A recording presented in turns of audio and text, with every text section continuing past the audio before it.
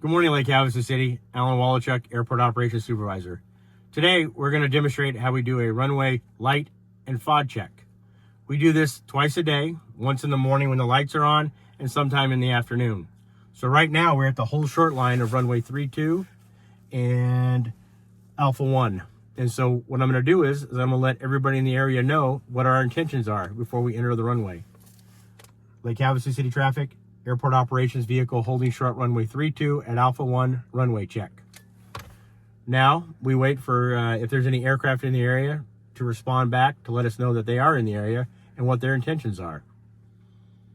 And it's always good to visually look around, kind of do a 360 in case somebody isn't on radio, which can happen at a non-towered airport, is what we are. Lake Havasu City traffic, Airport Operations vehicle taking runway 32 at Alpha 1, transitioning to Alpha 3. Runway check. Now I've just called for clearance. Now we're starting to go out to the runway. If you pan out this direction, you'll see the taxiway lights are blue and the runway lights are white as we come up. For those of you who haven't been out to the airport yet, this is your runway. This is runway 32, heading that direction, and the other direction is runway 14.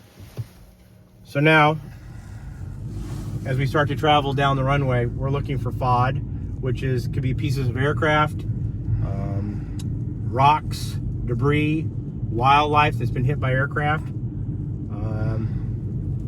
Generally speaking, we try to go a safe speed. In the course of our duties, especially on the runway, we try not to spend any more time than we have to.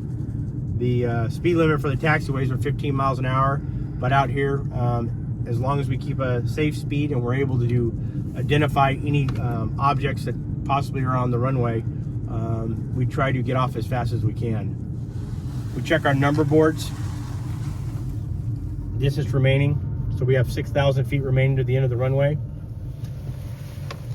Like I said, the runway lights are white, the taxiway lights are blue. I'm specifically looking around the Alpha 2 intersection this morning because we had an aircraft with a blown tire yesterday. And though I did a FOD check after the incident, it's always nice to double check. Alpha 2 is where our military gets off at, usually the rotor, helicopters and tilt rotor. Still keeping my head on a swivel for any aircraft that might be in our area.